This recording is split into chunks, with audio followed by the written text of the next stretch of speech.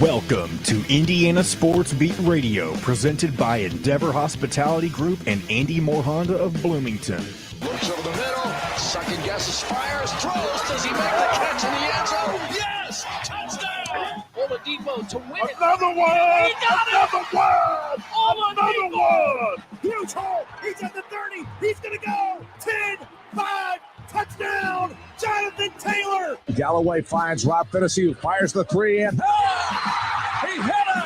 Now, from the Golf Club at Eagle Point Studios, here's your host, Jim Coyle. Hello, everybody. Welcome aboard. It is Tuesday. I wrote that down so I would not forget. Kevin Brockway. Usually after a post-Monday holiday, such as Memorial Day, I tend to do that, lose that day. So I'm going to try to gain that day right off the bat. I hope everyone had a great, fun, relaxing, enjoyable, however you wanted it to be, Memorial Day weekend. It was weather-wise pretty nice. Except it was 4th of July. Or 4th of July, rather. It's odd that whenever something falls on a Monday. Yes, thank you. 4th of July.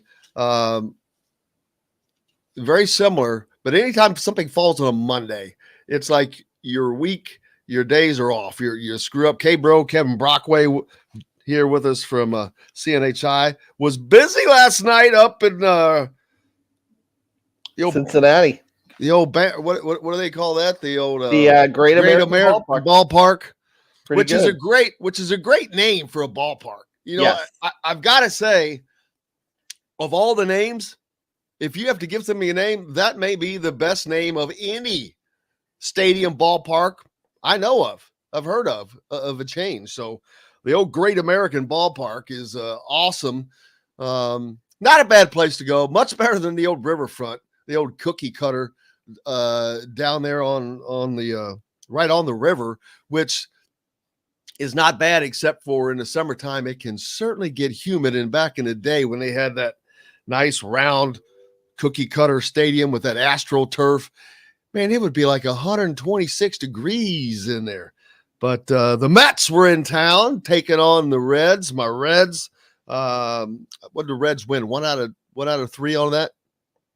Okay, bro. Over the weekend in Atlanta, yeah.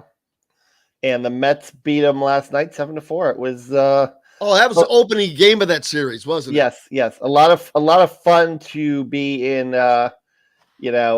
Cincinnati and baseball on the 4th of July, and Brandon Nimmo, Francisco Lindor hit some home runs, and then they patted on some runs late to pull it out 7-4. A lot of Mets fans there, understandable, and obviously Reds fans too, but it wasn't necessarily a full house. But nice little fireworks display on Ohio River afterwards, and it was a fun way to spend the 4th of July, a little baseball action, and watching the Mets, who are 50-30 right now and still in first.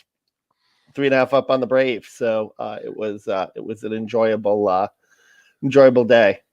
Yeah, ironically, the Reds played the Braves in a series immediately preceding the one that they're in with the Mets right now. Would they go 1-for-3 in that series as well? Yeah, 1-for-3 in that series as well. Yeah. So the Braves, they're creeping, brother. They're only 3.5 games back now after being 10 games back of the Mets early on. 3.5 games, they're right there. Yeah, and they have a big series coming up next week in Atlanta. So that's going to be worth watching and worth monitoring.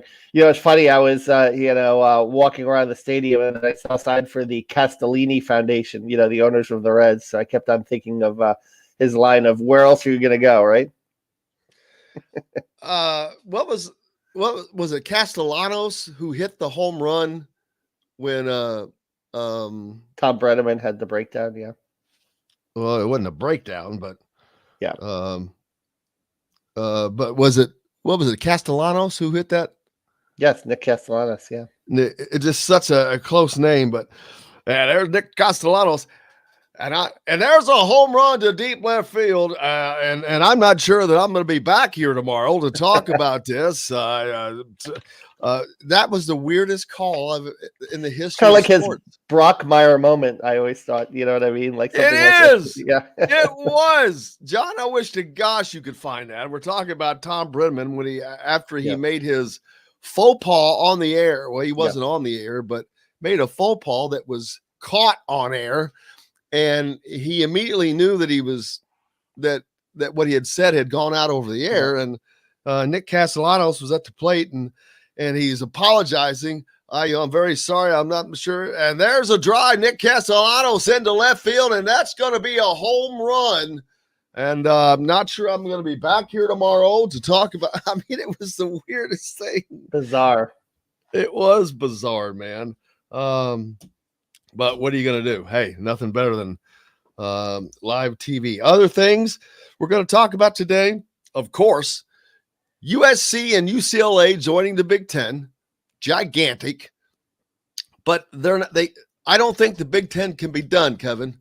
And Notre Dame is just too big of a fish that is flopping out there. With the ACC is in such weak. They have no football. The ACC's football is just horrific, and football. Ladies and gentlemen, that's the engine that generally drives the train in college athletics. Now, I know that here in Indiana, basketball is the king, of course, and at Indiana, basketball is the king, of course, but that is not the generality across college athletics. Football drives the train because football makes the money. It makes the most money. And it is usually going to draw the biggest players. Notre Dame is football. That's what and that's what everybody wants them for. Of course, the ACC wants them, but they're also their academics fit right along with the Big Ten, Kevin, as a brand and a marquee. If you add Notre Dame to the Big Ten, are you freaking kidding me now? Notre Dame, USC, UCLA, Indiana, Michigan, Ohio State, Penn State. Boy, that's if that were to happen, then it would basically be the Big Ten, and it's already there, the Big Ten and the SEC in football. Yeah, and I think who do you pair them with, though? Because you want to get two. I would say Stanford. Stanford, yeah. Stanford or Oregon. You've got Cal out there too. Or do you go to 20 teams? Yeah. Because you could get Stanford, Cal. How big are they going to go? See, that's the thing. You could get Stanford, Cal, Oregon, and Notre Dame and, call it a day. That'd be that's a 22-team league. That's a pretty good league. And you've got a West. I mean, not that you're going to have divisions, but if you were going to end up having 4 divisions for basketball, maybe now you've got a West, Midwest. You've got something there where you could work with. But yeah, it's going to be the 2 major conferences. I mean.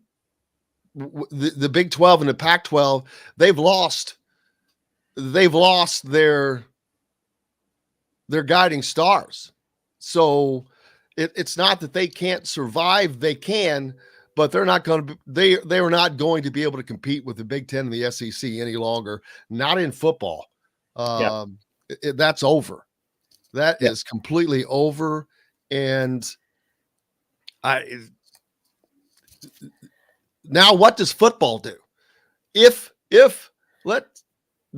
no way the Big Ten's done. I don't believe. So let's say whomever they add 2 more teams, and I'm guessing it's let's see, UCLA and USC put them at 16, I believe, right? So they have 4 more spots. Let's say they add Notre Dame, and then 3 more from the Pac-12 to get to an even 20. Now. You're not going to be able to play that. You talk about scheduling.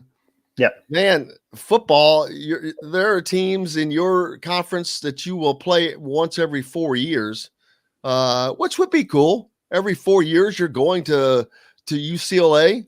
USC's coming to Bloomington. So I can see how they could work that out. I mean, it's just a scheduling thing, and that's the deal. They just can't get locked in to where scheduling is locked. Like where in these conferences, too many times you see where there are just certain teams that are just the bottom feeders nonstop. So I think they've got to set it up to where it rotates. You're not, of course, you're going to have if it's you're going to have your rivalry game or two, your three. Indiana would have Purdue, but they don't have anybody in football that it matters for them to play. I don't think, other than Purdue. So that would be simple and easy to do. What about Michigan State, the brass spittoon or whatever they call it? I mean, they can play it if they want. That could be one of the three. I mean, since they have that, Purdue, Michigan State, you throw one other team in there. I'd say bring back Kentucky, the Bourbon Bowl for non-conference. Why not? Will there be non-conference games? That's another question. With all of this, do you have room for non-conference games? But do you have to make room for non-conference games for the fact of scheduling wins for some teams? Yep. Or do you, reduce it to maybe 2? Or right now it's 3 in the Big Ten. Yes, which is they're at a disadvantage because most of the other conferences are still at 4, which allows them to basically book 4 wins, only needing to win 2 conference games. And you look at a team like Kentucky, all right, be bowl eligible, yeah. They get you 4 non-con games. You get Vanderbilt in your league. So there's 5 games that a team like Kentucky gets to win. That's easy. So that leaves them with one game that they have to win to get to become bowl eligible. That's a difference in how easy it is for certain teams to make bowl games versus Big Ten teams. Yeah. That is something they would have to consider to make sure you get as many of these teams in as possible.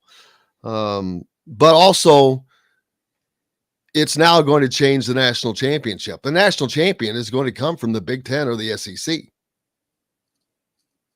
I mean, there's no doubt. I mean, where else are they going to come from? So now what's it going to be called? The NCAA has nothing to do with the football championship. Yep.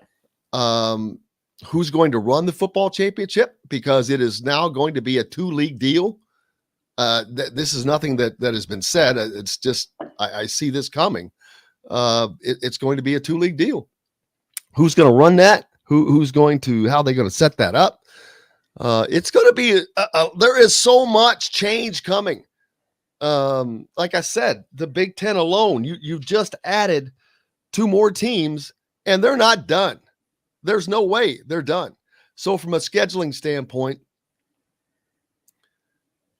how are they going to do this? Which I'm not concerned about it. Basketball-wise, that's where you're going to start playing a lot more teams one time. But how cool is that going to be to have a game at Pauley Pavilion? Indiana, here tonight, the Indiana Hoosiers, the number 10 ranked Indiana Hoosiers come to Pauley Pavilion to take on UCLA. I mean, we're going to have John Wooden doing Big Ten games, baby. Yep. And now, does the Big Ten become the Conference of Champions? Water polo and windsurfing and all those championships that this Pac-12 team wins. Stanford Cardinal. Well, they got like 20. They've got like 28 or 30 national championships. Yeah, and all the sports that nobody around the country plays. That's kind of the joke of it. It's like, oh, we have all these windsurfing. Well, there are only like 12 teams in the country that play windsurfing. Earlier I was talking about... So how is that a national championship if the country doesn't play it, Right. Earlier I was talking about Tom Brenneman and, his faux pas. It was just the way he did it. So odd. Nick Castellanos was at the plate, and he had caught himself and was trying to explain that, which, first of all, that's not the time to do it. Just get done with it. But let's hear that before we head out and pick up our great friend Mike DeCourcy. Let's on the way out. Here was that call one more time. Over on the mound.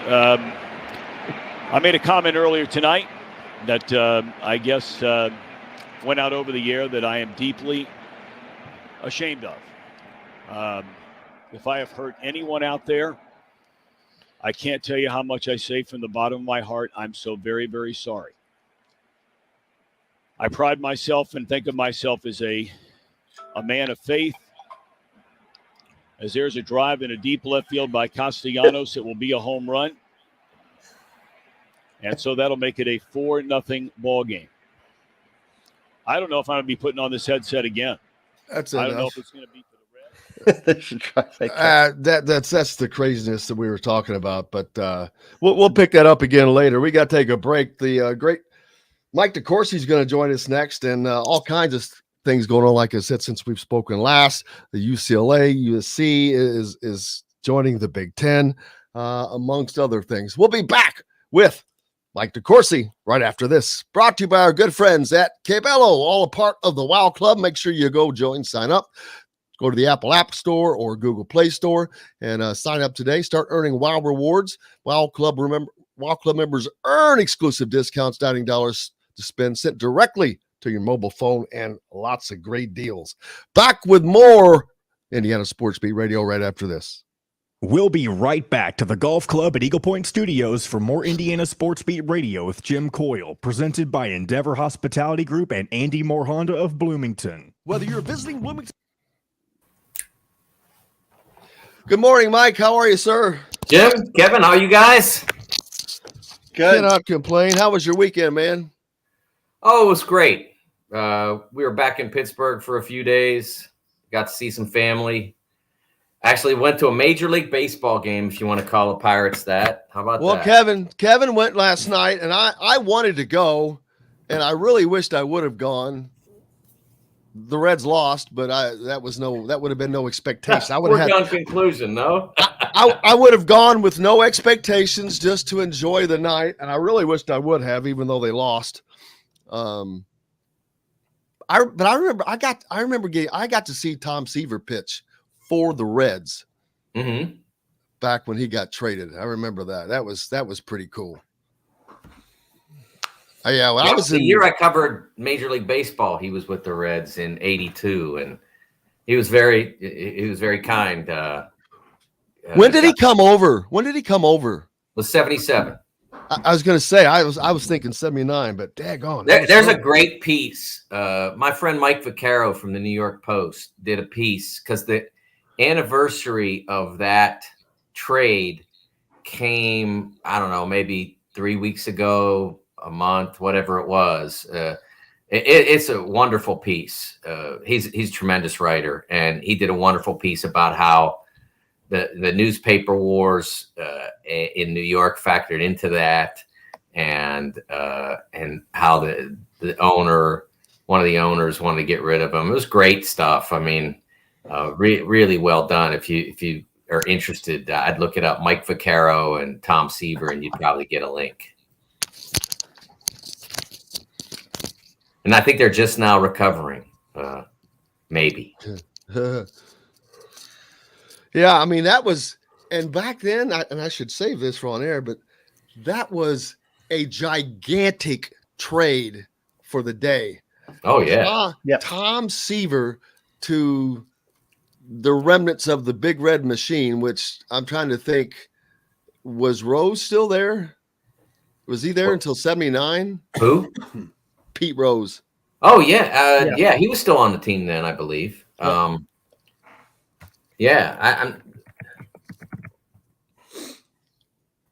Man, yeah, I got to see him in like 77, 78, 79. That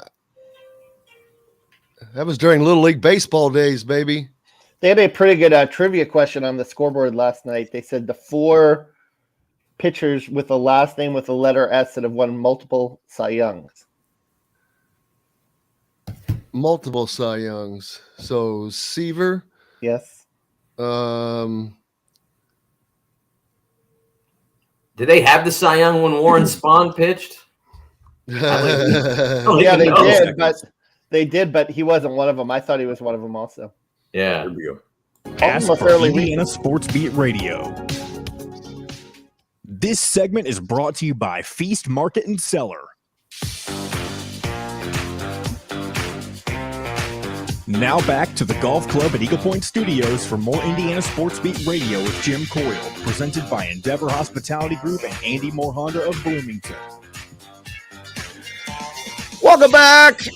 It is a Tuesday, a holiday week. Welcome. I hope you had a great Memorial or a July 4th holiday weekend as it falls on a Monday this year. Make sure you go to the WOW Club, sign up, Apple App Store or Google Play Store, start earning WOW rewards today. And if you're looking for a vehicle, make sure you get out to Andy Moore Honda. Get more to your door with AndyMooreHonda.com. Joined now by the great Mike DeCourcy. Mike, how was your holiday weekend, man? Did you get to relax? Well, no, I don't know about relaxing because I did go to Pittsburgh to see family, and it was fun. But the 6-hour drive over, the 6-hour drive back, I'm not sure relaxing was really on the menu, but it was great. Yeah, that's the one thing about a holiday or a holiday weekend, and then you do things that you don't normally get to do, which is cool. But you don't get to relax, and you're like, you end up more worn out than you would have been if you just had a normal weekend.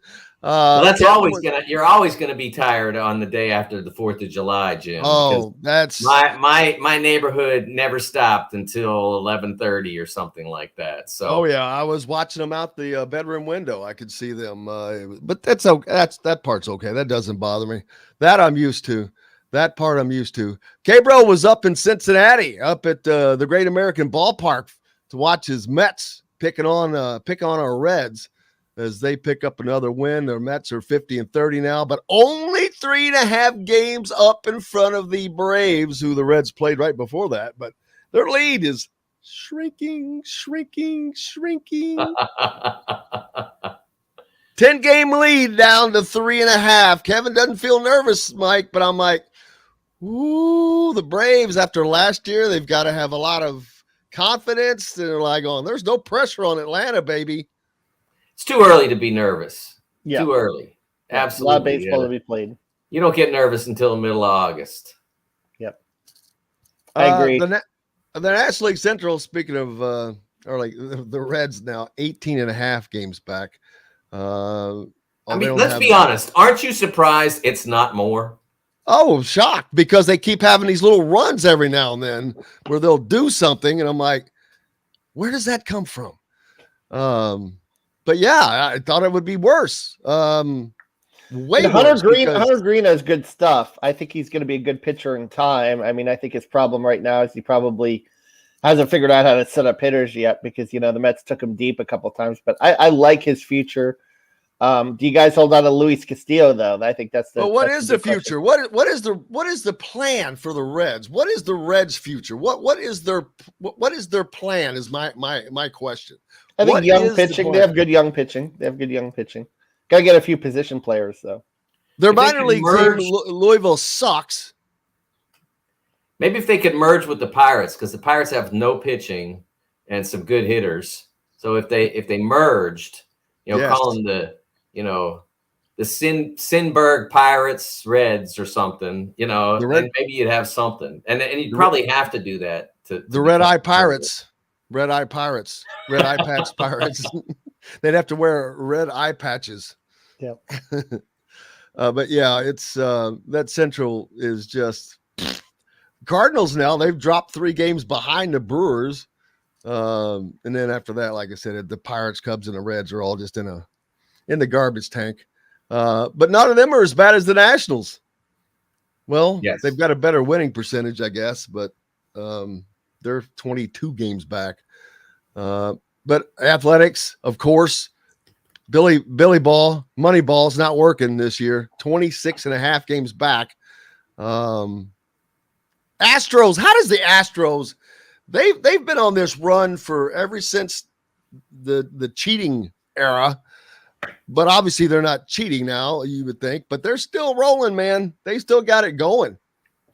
Well, people like to pretend the Astros are a small market team because, like, they're not New York or LA, but it's like one of the biggest cities in America. I mean, and they like to fit or sixth. Yeah, it's, largest. I mean, they got good baseball people, and they got all the money they should need. And there's no reason why they shouldn't be great.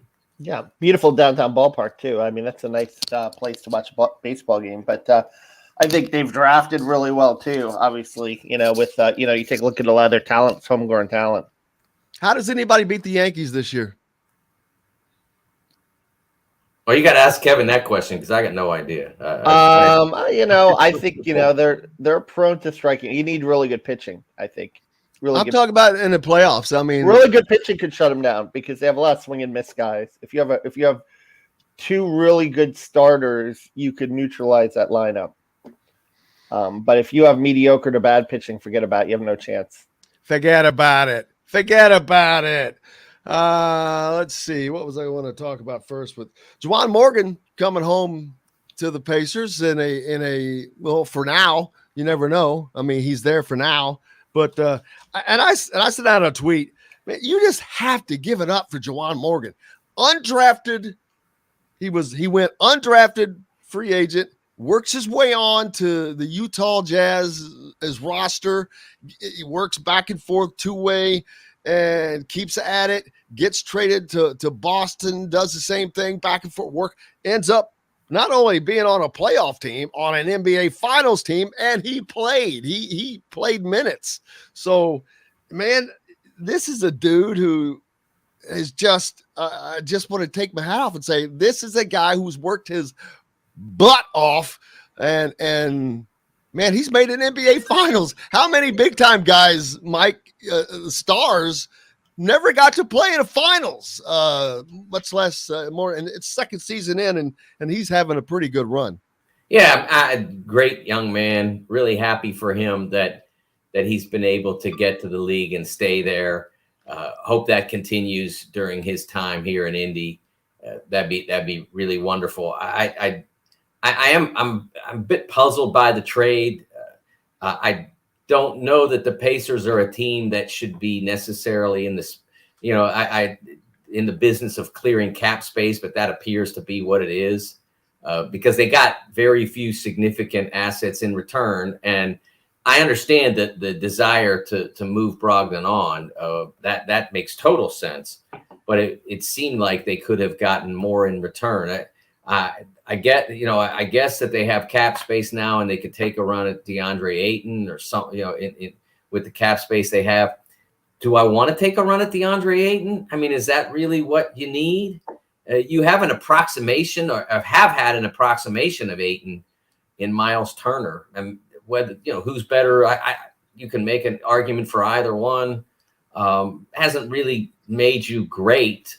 So I don't know necessarily that if I were in the free agent market, that would be the player that I'd be looking to get. And I don't know that they can get anybody else. So I would like to have seen them maybe bring back somebody a little bit more significant in that deal. Kevin? Yeah, no, I agree. I mean, Ayton obviously is younger. He's a physical specimen for sure. Probably a little more physical than Miles, I think, maybe a better rebounder. But I don't know if that answers everything. And I know they've been shopping Brogdon around for a while, and they haven't been getting the value certainly that they wanted for him. I think that was a big issue. They were trying to get the value. There were a lot of rumors he was going to go the night of the draft. Some people said he was going to go for a first-round pick. I thought that was probably a little pie-in-the-sky thinking. I mean, Brogdon does have some miles on him. He's injury-prone also. I think that's an issue also. And while on appearances, he's a really, smart guy, good guy in the community. There's also some rumblings that behind the scenes in the clubhouse, he can be a little bit of a meddler also. And I don't know if that played into it too with certain teams, but he's on to Boston, and I think that he certainly goes to a championship contender. So I think for him, I think he landed in a pretty good spot. And now, what is Indiana have to do? They've got the draft picks, but I'm like, where's the beef? Where's the big as Bob Kravitz was talking about? He goes, there was a lot of talk, but there was not a lot of. Well, I can tell you this, because I cover the draft and I parachute in from time to time. I'm not one that necessarily covers them regularly, but when I do go there and when I do hear Rick Carlisle speak and Kevin Pritchard speak, it does seem like younger, more athletic defense. That's where they're trending. That's what they want to do. And that's why they're drafting guys like Duarte and Benedict Mathurin and guys that can, the center from Kentucky. They're trying to get, a younger, more athletic team that they feel like can compete. And Carlisle's about defense, and his hands, I think, are more in the personnel decisions that people think. We've got to see where we break yet. No, not quite. And I don't know if. What have they done to how much better did they get, Mike? I know that Mathurin is a good player, but how much they just don't seem like they've really, for a team that had a top 10 pick, they don't seem like they've made much of a jump, if that makes sense. Well, when they got the 6th pick, right away you're like, that's exactly where you didn't want to be.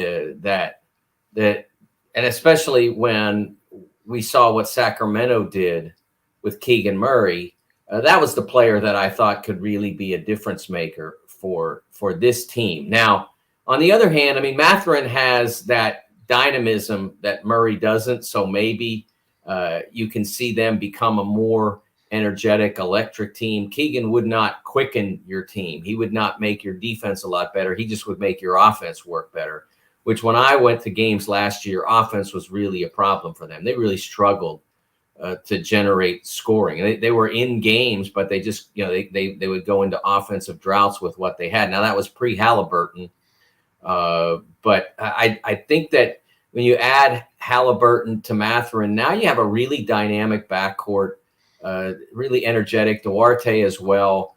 They've got some real pieces there. And so like I said, I wasn't enamored of the haul back, especially, you get I believe they got Celtics 1st round pick, but the Celtics 1st round pick isn't really, unless something odd happens there, it's not really a 1st round pick. It's almost an early 2nd. It doesn't really light me up. You look at the guys that were taking the last 4, 5, 6 picks of this year's draft, and there's not much to be excited by. So I don't like that, but I do know that they cleared a ton of cap space with that move, and they are able to at least be in the market for a high level free agent. And the question is, what a elite, not like Kevin Durant, would he want to come to Indy? In the best of times, maybe, but in this particular circumstance, he's not coming. Do I want to pay a max contract to DeAndre Ayton? Will he make me better? Yes, because he's really good. I'm not a DeAndre Ayton fan.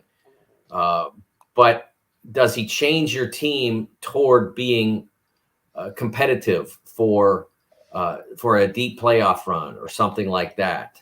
When we see how few big men actually played in the finals this year, I know a year ago DeAndre was there, but he also had a lot of firepower and Chris Paul beside him.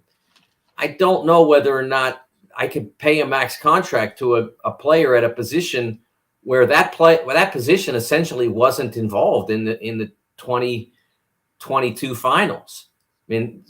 Golden State barely played their guy, Kevon Looney, and Kevon Looney is not, he's not a guy on a big contract. And Boston didn't even have one. Yeah.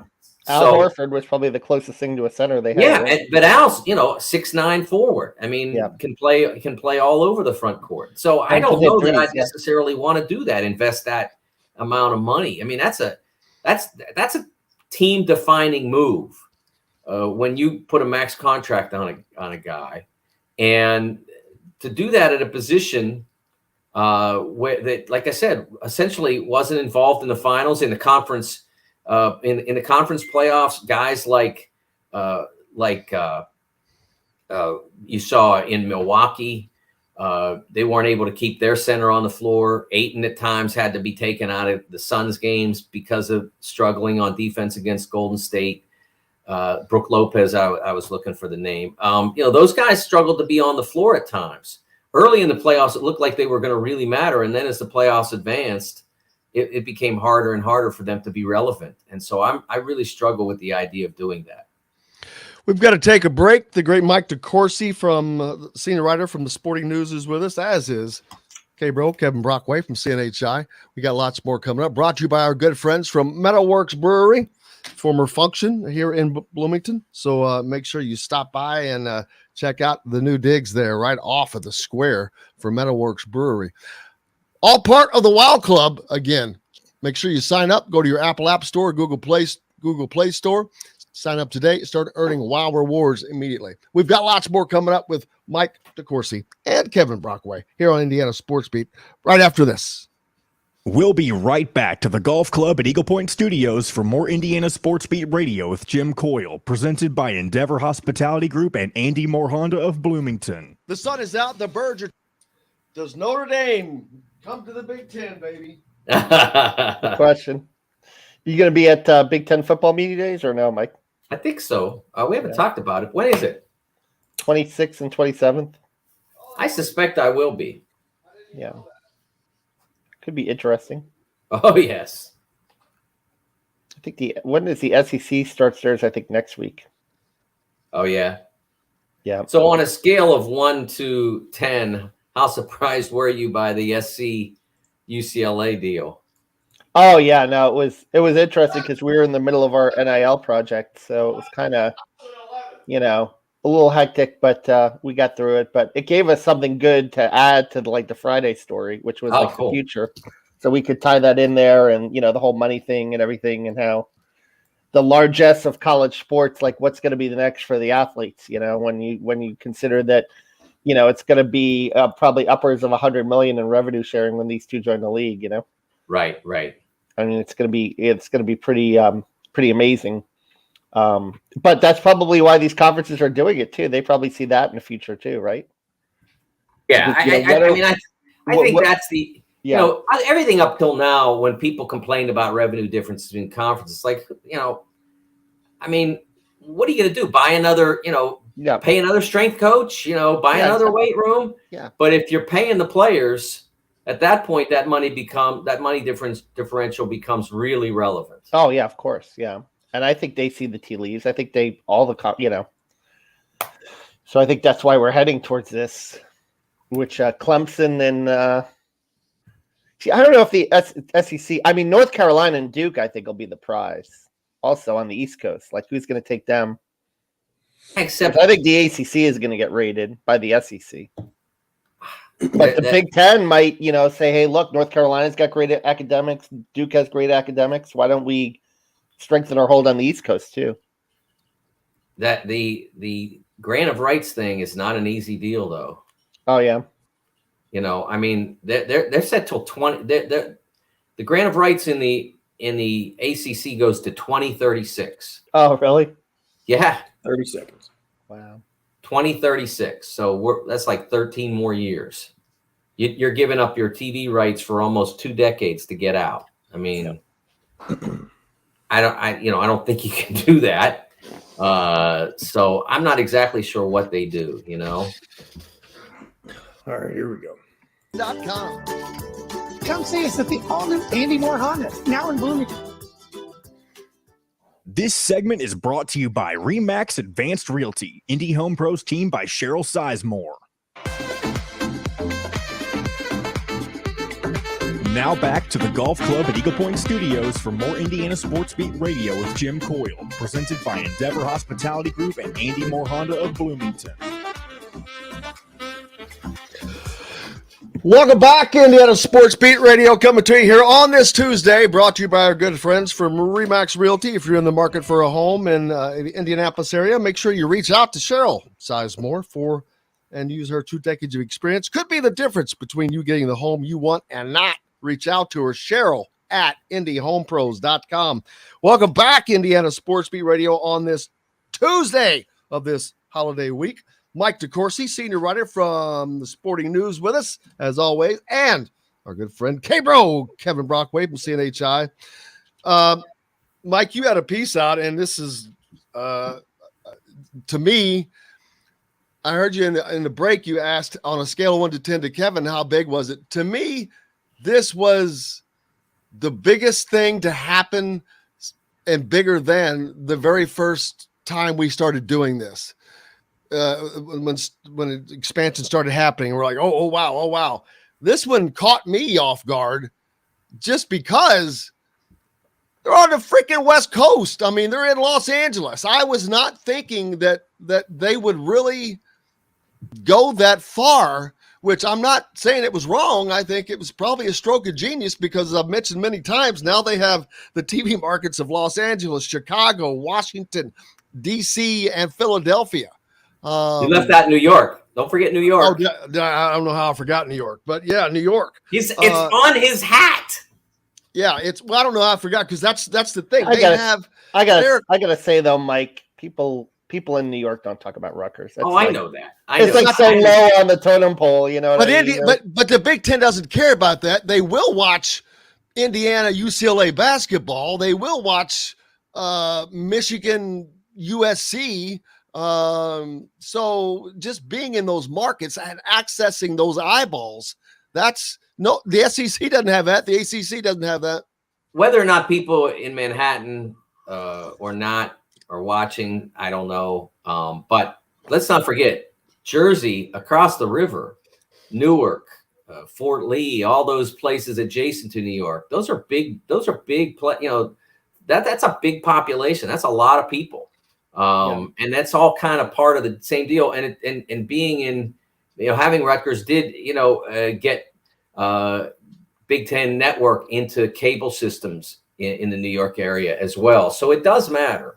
I know that, they're not, Rutgers isn't the number one team of, in a city that has the Knicks, Nets, Jets, Mets, et cetera, Yankees. I understand that, but their addition did matter. And it did make a difference. And SC and UCLA have a much greater presence in LA.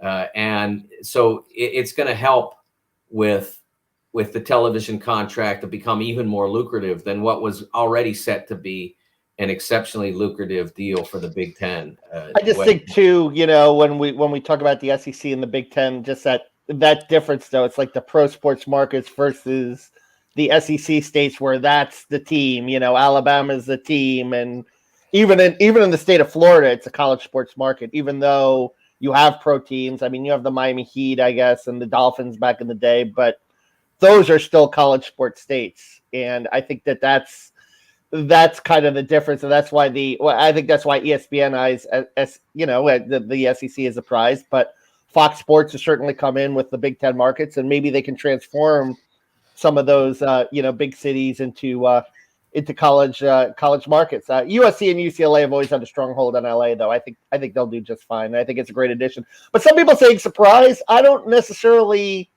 because we were talking about this 2 years ago, weren't we, about USC and UCLA and them moving? I wasn't quite as surprised as some, because there was some rumblings about this a couple of years ago that this was going to happen, and but it was definitely a shrewd move by Kevin Warren to pull it off. I think it will be great for the Big Ten. I think the ratings will be better for USC and UCLA in Los Angeles against these bigger name teams. It's more of an event. But my question now is, they can't be done. They have to add 1 to 3 more teams, I think. Why? Well, Why do they have an even number? Well, to keep it at an even number, I think that they they have will. an even number?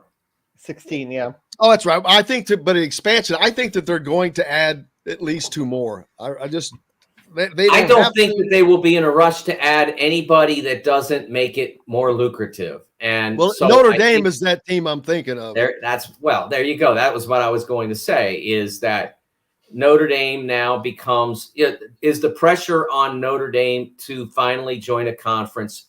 The idea that they have to, I think, is still overplayed. But is it better for them?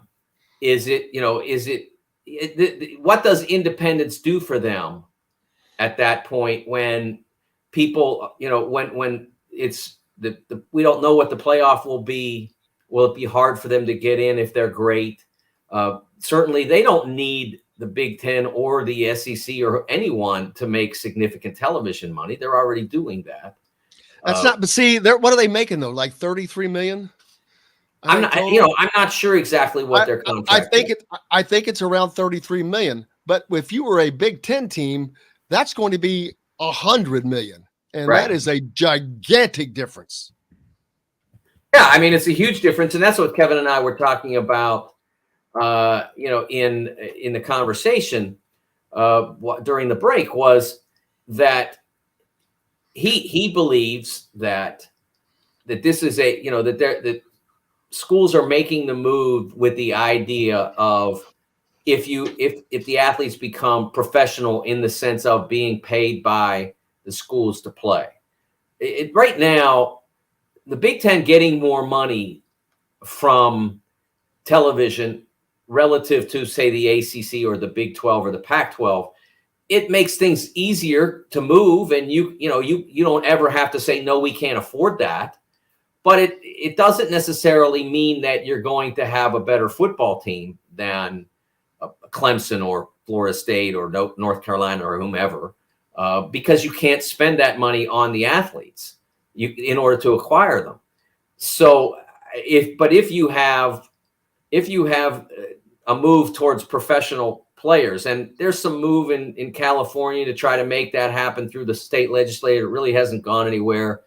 Believe that it's the National Labor Relations Board attorney who's really been pushing this through various published statements that they should be. I'm not a believer that they necessarily should be, because I don't know where you draw the line on that. You've got a football team, men's basketball, women's basketball, wrestling, baseball, soccer. All right, are they all professional athletes? Well, I mean, they don't make a lot of money in soccer. They sell tickets to it, but they don't sell a lot in most places. Women's basketball, they sell some tickets, but it's not usually a highly lucrative sport, except at various, at a very few schools. Baseball doesn't make much money in most places, maybe some in the SEC, whereas football, men's basketball obviously are significant money-making ventures, or at least high revenue-producing ventures. So how do you decide who's a professional? All of them? None of them? I don't know. Mike, I will say this with regards to that, and this is interesting. With the advent of these conference networks, what do those non-revenue programs provide, though? They provide programming. Like the Big Ten Network could not be propped up if they didn't have women's soccer programs. So in that respect, they are generating revenue because it's all coming from that pie. Now, you're not getting the ratings, pushed from, say, like obviously a football game or a men's basketball game. But I think the argument can be made, that, hey, we are providing programming for your network, which is providing revenue. I mean, we have games, that are on the Big Ten Network that are propping up your network that, provide programming. Yeah, I mean, so but that becomes the question. And then the secondary question is, minor league sports in America, not the world's best business. I mean, and I don't know whether or not that changes the dynamic. I'm not saying it does or doesn't. I don't know because we haven't seen it.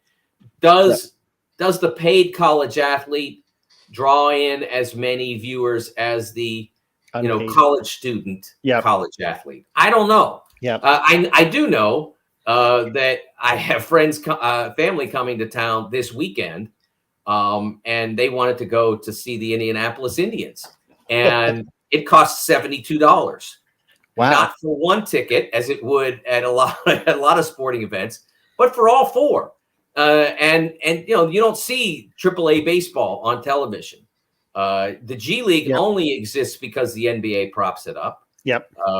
Minor league baseball is, to the extent that it's successful is in part because the major league teams are paying a vast majority of the salaries of the players involved. So, again, not the greatest business. And so does college athletics become a minor league sport, or do they continue to exist in their own realm and remain successful? I'm not making any predictions. I'm just saying that that's an issue to consider as they go forward, if they go forward into that direction. That used to be my argument against paying players, because it was that Castellini argument. Where else are you going to go? Like, are you going to go to the G League and make money, right? And the college brands were always the established brands. But obviously legislation has broken that through, right? That, these players now have to be or at least get rights to be compensated some form in name, image, and likeness. And, who knows what the future will hold with the court cases, but it is an interesting argument with regards to that. Kevin, I'm just to be clear, I'm fully in favor of name, image, and likeness. I'm really pleased to see how athletes have been doing. I'm at least I'm somewhat agnostic about paying the athletes to play, and then do they have to be still students? All those sort of things come into play, and I'm not as enthusiastic about that as I am about athletes having their own name, image, and likeness rights. I think that absolutely 100% that's been a great move. I agree. So now coming up, Mike, what is going to happen with oh, daggone, I forgot what my question was, what we were talking about, but expansion. So do you not think that the Big Ten is going to add more? I don't think first of all, I don't think it's a necessity. I know may not be a necessity, but making a smart move, thinking, we talked earlier about the potential of Duke and North Carolina, because Kevin thinks the ACC is going to get rated, and I do too, because as a football conference, they suck. Jim, let me point something out here. What if you signed a contract with an organization, and that organization runs to 2036, and if you leave that organization, you can go work for anybody you want, but you can't get paid? Would you do that? No. Because that's what, from the contractual standpoint right now, which is amazing that it's that long. I've never even heard of that's what it is. The ACC's grant of rights runs through 2036. So if you are North Carolina, you have committed your broadcast media rights to the Atlantic Coast Conference through 2036. That's true for Pitt, Syracuse. I think Notre Dame did that for their non-revenue sports or the sports in which they compete. I'm not sure about that. I think they did. They didn't for football, obviously. So it wouldn't be as difficult an out for them. But that's that's the case. And so I don't think the ACC is as vulnerable as it's being portrayed. If it were as easy to get out of a grant of rights as people in the media are suggesting, then Texas and Oklahoma would have played in the SEC last year, let alone this year or next year. None of which is supposed to, they weren't there last year. They're not there this year, and they're not going to be there next year as currently planned, because their grant of rights says that their media rights are tied until 2025, and they don't want to lose that revenue. And they haven't been willing or eager to challenge that in court. Well, why wouldn't they? If it were easy to get out of, why wouldn't they? So I think the check that you'd have to write to get out of that is probably, I think you might be able to find a number where it ultimately works out for you, but you'd have some short-term pain. And also, you still always are at the mercy of the other schools that say, no, we don't want to let you out. Because for the next 13 years, we're in business. We have a viable league. But if we let you out, we become less viable, even with the money that we'd cut up from what you leave behind. So I don't think the ACC is as vulnerable as people believe it to be. I think there are too many schools that have a best. There's 15 schools in the ACC. Take out Notre Dame, you still have 14. That if Clemson has a little wanderlust, or Florida State or Carolina, any of them, the other 12 or so are going to say no. If they leave, we're in trouble. We can't afford that. So I don't care if they write us a check. We still don't want to let them go. Well, they would need to challenge it. Maybe they could challenge it to pay them the equal amount that they have of what has been being generated, because if they did that, they would still make money coming to the Big Ten. They would. But again, that's not the deal they signed. And so why would you as Pitt say, be eager to let Clemson go? I'm not saying it's going to be easy, but it's something that they should fight for if there was interest. But if that's not the case, then the Big Ten might look elsewhere. But I don't know that they have to do it. It's not that they have to do it. It's just that it's keeping up with the Joneses, basically. Not letting the SEC somehow pull say a North Carolina and a Duke in. Although they don't bring much on the football side, which is where the SEC is mainly known for, they would hugely prop up their basketball in, which they have been better, but not great at. Well, I think the question is, a lot of discussion about this has been about the role of television networks in all of this. ESPN has a pretty significant investment in the ACC right now. That 2036 is the length of the contract or deal that they have with the ACC. Would ESPN be willing to perhaps sweeten that deal, or find other ways to monetize it so that it could be sweetened more? I don't know whether it be a streaming deal or an ACC package that you could buy that might up the revenue, whatever it might be. I don't know. That's for the TV suits to decide. But I do wonder if that's something that they might consider, because they have a vested interest in it. They built a network around it. It's not, it's a pretty successful network. They have a lot of shoulder programming. They have Woody Durham in the morning with Mark Packer. So they put some money into that. I mean, it seems to be a thriving network. So wouldn't they be invested in trying to keep it a thriving network? They're not going to write a $60 million check to every ACC school. I'm not saying that, but maybe to close that gap somewhat so it's a bit less uncomfortable. Kevin, Mike, I cannot thank you enough, man. But before I let you go, what are the odds that Notre Dame joins the Big Ten? I think it's probably 51-49 maybe in favor of them joining. I think that I right now they're going to have to look and see, how much value does independence have for them? Are they getting $100 million worth of value out of that?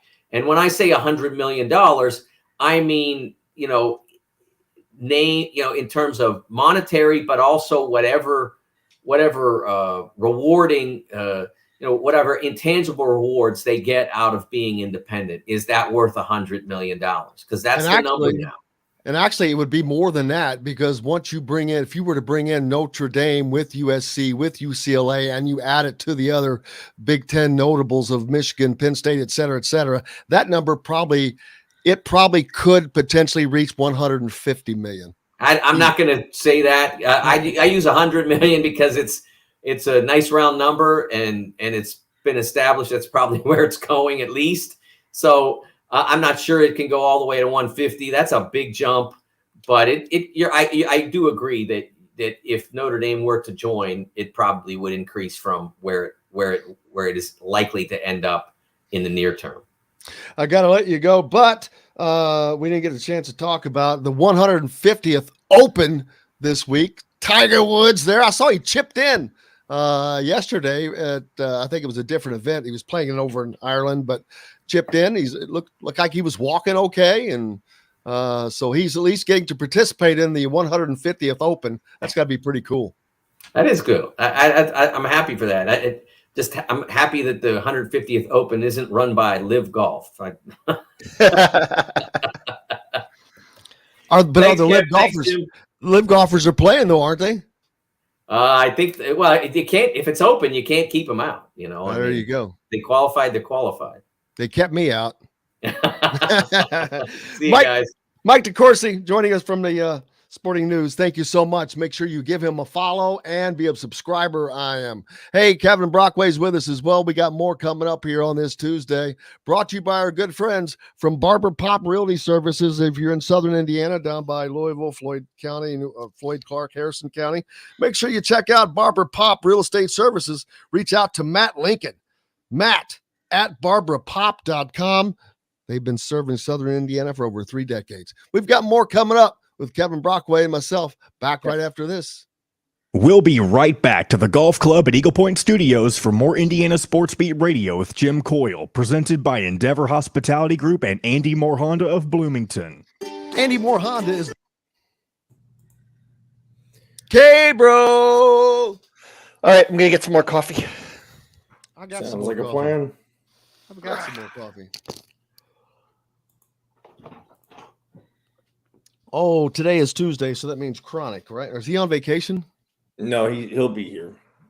Not next segment, but the following.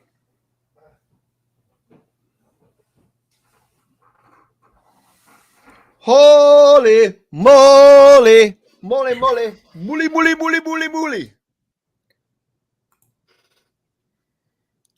Oh, dude, I've got to get this stupid thing going, man. And hooked up. I've got to get it.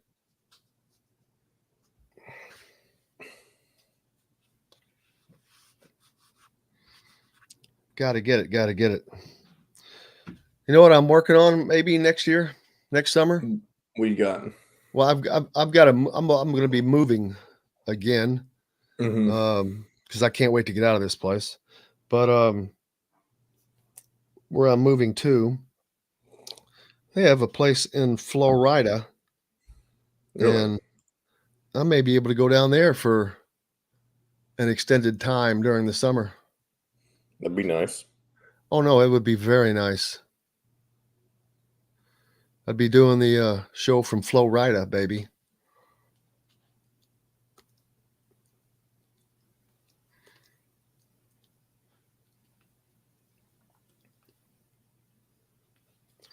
Heck yeah, man. Heck yeah.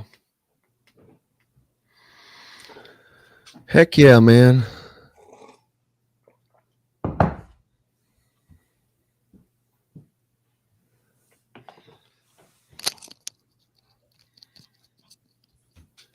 Hello. So I told Forrest Gray that I'd meet him for dinner on Thursday night at Nick's. I said maybe you tag along if you want. Oh, just as an FYI. Yes. Even though it's probably on the comments, we shouldn't say last names of people just because it's on the radio. Okay. Just say Forrest or Forrest G. Forrest, yeah. Jennifer L. Okay. Or That's just a good call. Unless they, well, I don't know. I get your point. First names, last initial. Well, you like on your shows, they don't ever use last names, do they? On the shows you have to produce? If they provide it. Well, if they say it, yeah. If they say it, yeah. If they say it. All right, here we go. Advanced Realty at Cheryl@IndyHomePros.com or 317-298-0961. Cheryl Sizemore from Remax Advanced Realty. Let Cheryl Sizemore get you in the home you want today. Cheryl@IndyHomePros.com. This segment is brought to you by Reynolds Family Dentistry in Sellersburg. Now back to the Golf Club at Eagle Point Studios for more Indiana Sports Beat Radio with Jim Coyle, presented by Endeavor Hospitality Group and Andy Moore Honda of Bloomington. Welcome back. Indiana Sports Beat Radio here on this Tuesday. Post July 4th holiday. Jim Coyle with you as always. Kevin Brockway, brought to you by our good friends at Reynolds Family Dentistry down in Southern Indiana. If you're in the Sellersburg area, make sure you stop in and see Dr. J and Reynolds Family Dentistry. They provide you with that championship smile that you need. Saw that Gabe Cupps worked out with LeBron James over the weekend, Kevin. K-Bro. Yep. Hey, that, 2023 commit, crafty point guard there, good floor vision. So I think the future is bright for that. I'm looking here about Indiana University and Legends announced a new multi-year partnership to provide Hoosier fans with the very best officially licensed Indiana University merchandise in store. So that's just some store selling stuff that you're giving a free advertisement to? Let's see what they're doing. Well, but they're partnering with, some big name Indiana players from the past, I guess. So that's the. See, the thing that makes me mad is these are all ideas that I've already had and talked to people. I've said, you need to do this. You should do this. You should do this. Every bit of this stuff. And it's like, nobody, you have to jump on it. And nobody did. I'm like, all right. You should have trademarked it. You could have, retired on that. You could have retired on that beach in Fort Myers or wherever you want to go, cigar bar, in Tampa, hanging out there. And Cupps and James have a long-standing relationship due to the relationship with Indiana point guard the Indiana point guard to be has with Bronny James. Cupps is from Centerville, Ohio, previously played with Bronny in the AAU for a few seasons. But that's cool just to get, that's got to be amazing to have someone like LeBron James working you out. That's pretty. And as a recruiting tie, somebody that's in your corner that knows an Indiana guy. Well, plus once he's on campus, now you're going to have that. And who knows? You might get him in. Where's Bronny going? Is he already committed someplace? I don't think so. Not as of yet. Wouldn't that be something if he ended up at Indiana? Holy moly. That's the one thing I've noticed Indiana has not had, even partly because, the program had been so down but the big names, and it's hard to get like stars into Bloomington, but the former players don't show up enough, I don't think. And I think Indiana needs to do a better job of courting that, especially their former legends. Now, I know that some they're busy and they have their own schedules. I don't know what Jared Jeffries is doing right now all the time. I know he was back last year once. But the guys at NBA, obviously they're busy, but if you've got a night off, man, try to make it happen. But there's plenty of others, we talk to all the time. Hey man, you coming back? I think that they need that, but it would be cool to have a couple of stars show up here and there to see that it's an event. Because it's not in a big town. It's far enough from Indianapolis to where it's not a big city. Definitely not a big city. Bloomington is a suburb without a city, is what I call it. I think that, you talked about that, but, Isaiah Thomas came back for Hoosier Stereo, which I thought was pretty neat. And pretty cool. He did. A rousing speech. And it was one of the best speeches ever. To do that without cue cards, pretty cool. I've got to say, I'm not a rah-rah guy, but that was a great speech, worded perfectly, spoken perfectly, set up for video to be used for the rest of the year perfectly. Yes. Now, let it be known, Hoosier fans. Yeah. It was set up perfectly. Now, do you top that? I don't think you should take that away either. That needs to stay in the video montage. Yeah. But who comes back this year? Do they bring someone different back? What do they do this year? I think they should try every year to bring a star back like that. Now, Yeah, they had Calbert, right? The 1 year also. I think my first year here, they had Calbert Cheney, which I thought was pretty cool.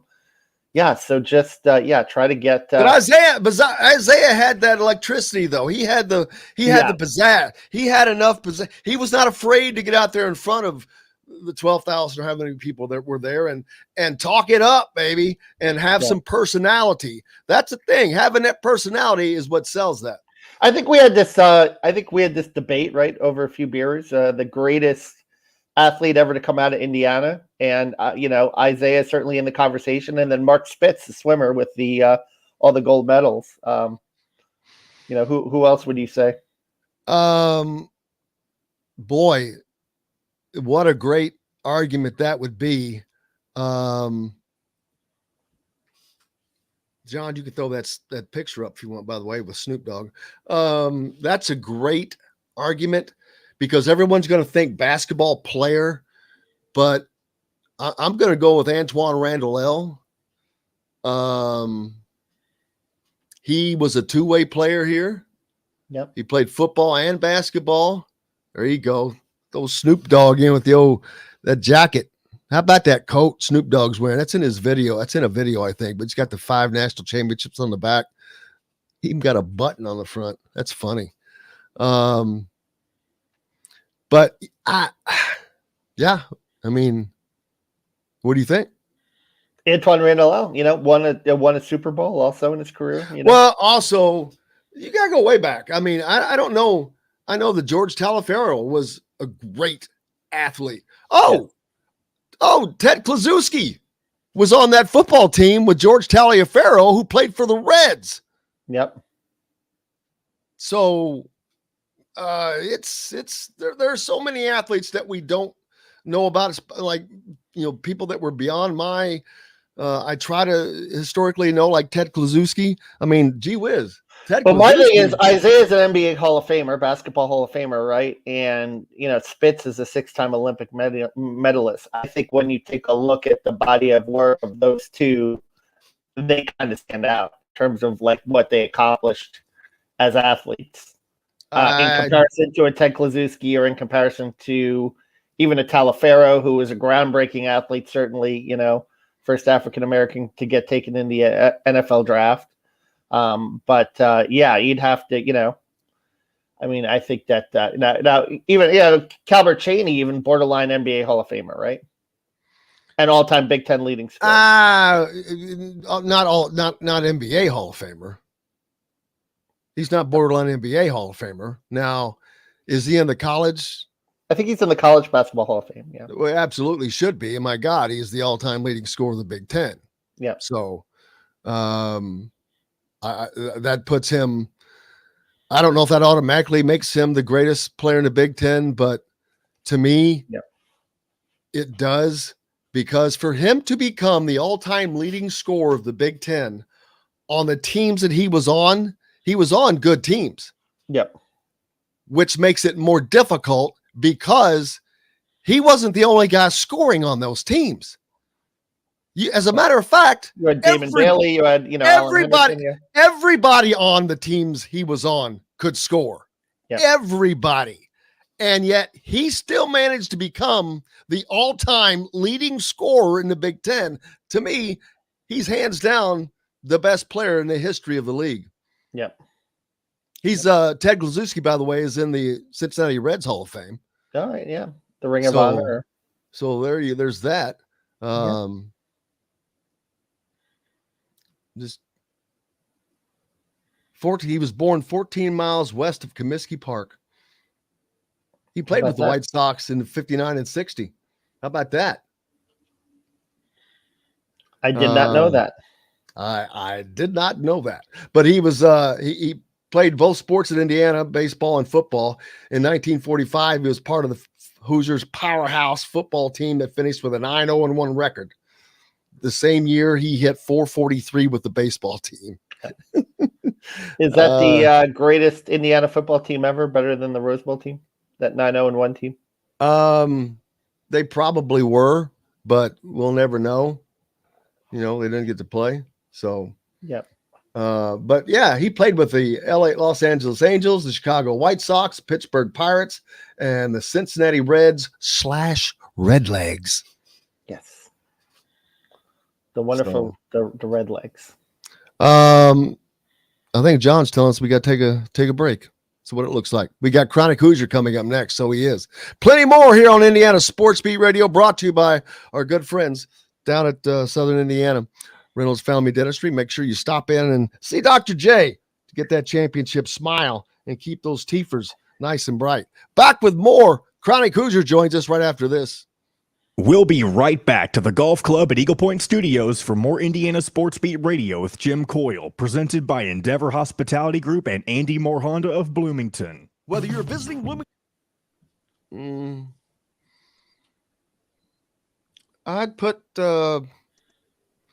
Anthony Thompson was up. I would put him up there because he could have done,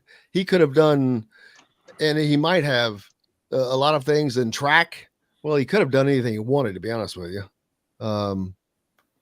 Mike Woodson, great basketball player, but that doesn't.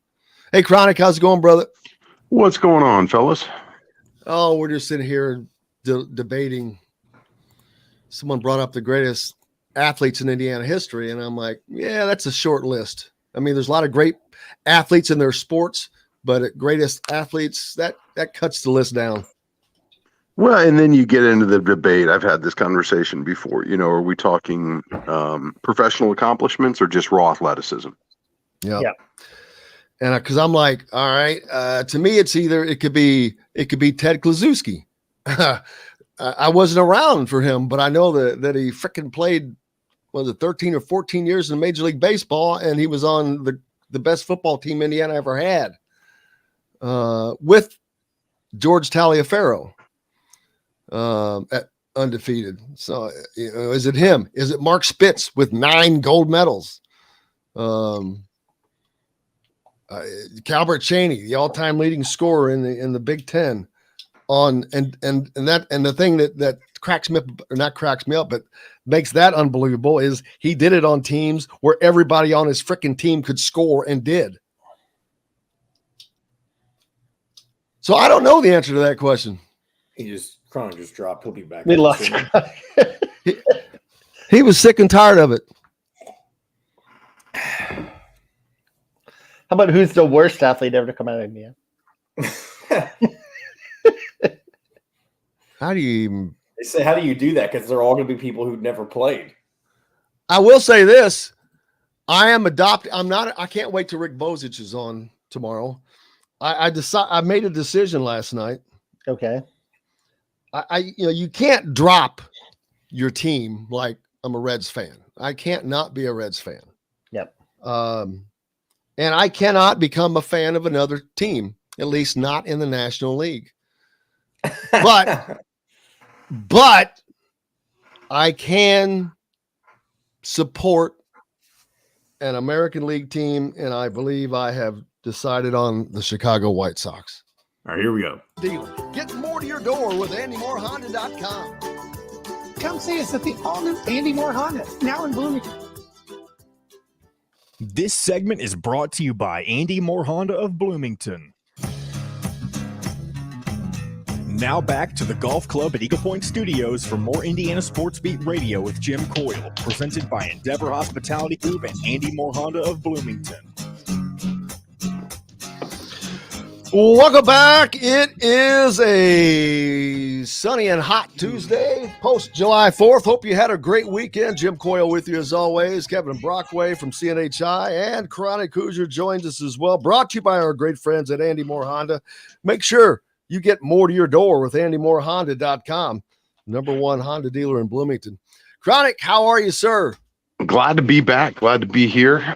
Maybe enjoyed a little bit too much freedom this weekend, but we're working our way back into the work week here. Great time. It does, as long as July 4th is on a Friday or a Monday. I think it should always be that way. Man, it makes it a great July 4th weekend. Heard fireworks going on all night. Heck, I could see them out the window last night. But just a beautiful, nice long weekend and some relaxation. Did you do anything fun? Spent the day out on the lake yesterday. Had a great time. Had some family out, and ended up leaving my kids with the family so they could enjoy the fireworks out in your neck of the woods. And we had to get back and take care of our diabetic dog and get ready for work today. But plenty of fun out there. It's always kind of weird though after the fourth ends because while we're conditioned to believe this is pretty much the middle of summertime, the peak of it. This is when things start going downhill real quick as far as summer scheduling is concerned, and we start barreling towards the beginning of the fall semester and IU athletics and all that comes back with it.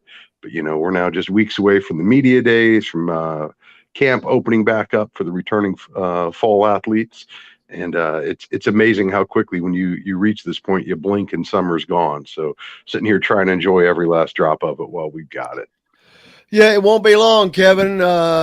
Big Ten football media days will be upon us in less than a month. They're in July, and we are what is this, July 5th?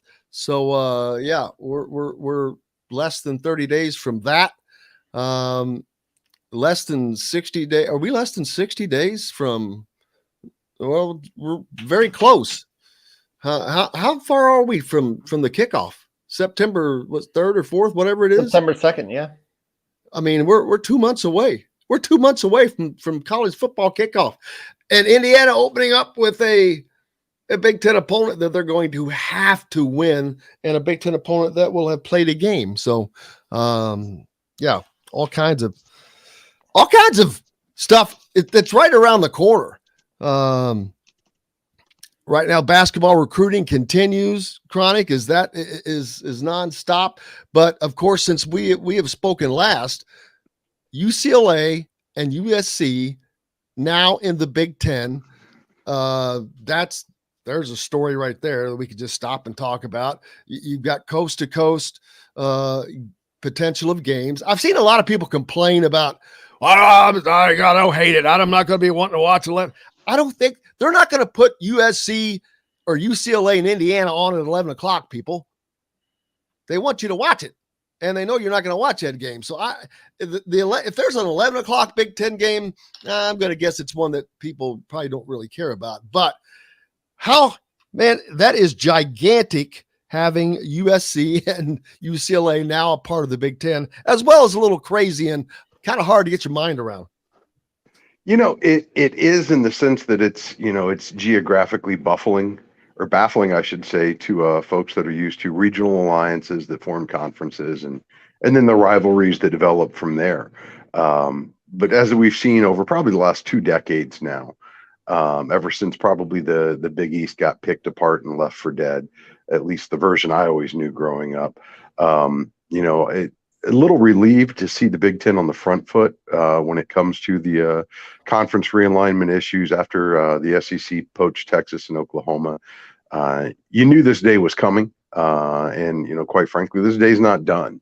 I think we're likely waiting to see what direction Notre Dame decides to go before the commissioners kind of where the dust settles and what's left and who's left for the picking. But that's very much where we are right now. I think we are, quite frankly, on the precipice of the collapse of the modern conference system as we know it, as evidenced by these moves, where you can make the argument Oklahoma and Texas are geographically at least proximic to the SEC. This kind of breaks that mold. And it's not that big of a stretch from what we saw, I suppose, with Rutgers. An area that was never really considered to be Big Ten country. Now, guess what? Because of the televisions they bring to the table and the increased media dollars those televisions are going to generate, you got to throw that conventional wisdom of geography out the window and look at it more as a matter of population density. Because quite frankly, that's all ESPN and Fox Sports care about is how many televisions can they get their content in front of and get people to tune into. And make no mistake, that's what's driving the bus here. And, ultimately, we're probably going to see a scenario where there's, if not one super conference, very much two, the SEC and the Big Ten, one controlled by Fox, one controlled by ESPN. And they're going to do everything they can to gobble up every media market that makes sense for their business. And my guess is Notre Dame's the next big shoe to drop. And then once you see that move, a lot of things are going to settle themselves out in relatively short order. Because while most of the world was completely unaware of this was happening, there was already applications and approvals signed and ready to go for the press release last week when this first kind of bomb dropped on us. So don't be surprised if there's more bombs coming, with the biggest one being the Irish. Yeah, that has been the pretty much the topic of conversation, that they are the next and the biggest, ripest plum apple on the tree that is standing, that is shining. And as you said, I agree. It's going to be the Big Ten and the SEC when it comes to football. So I don't see Notre Dame in the SEC. I don't think that they want to be in the SEC. They're more of a proud of an academic. They're academics. They also already lend themselves scheduling wise to the Big Ten with people like Michigan and Michigan State, USC that is already on their schedule. Proximity wise, which that doesn't matter, but of course that makes total sense. They don't need to be in a TV market because they are a draw. And collectively, and I talked about this with Mike DeCourcy earlier, right now, Big Ten teams are looking at probably their haul coming in at around 100 million, up from 50 million. But if you add Notre Dame to that mix, not just because it's Notre Dame, but now you add Notre Dame to USC, to UCLA, to Michigan, Penn State, Ohio State, these names, that could potentially not just raise it a little bit, but substantially raise that number, I think, to a potentially 150 million to a program, which is mind-boggling. But it's very possible. But then what do we do? How's the college football championship going to be run? Let's say Notre Dame is in the Big Ten. It's the Big Ten and the SEC. What are teams that are in the Pac-12 and the Big 12 do? What does Oklahoma State do? They're not going to be. It's going to be like soccer. I keep saying this, like the championship in the Premier League. Yeah, it's fascinating times in that regard, because all these schools that are now being adversely affected by these moves, particularly those in the Pac-10, the Big 12, the ACC for that matter, all the presidents and all the athletic directors and the commissioners that were resistant to an updated, mollified college football playoff schedule, now they're left holding the bag because they're going to be on the outside looking in. Kevin?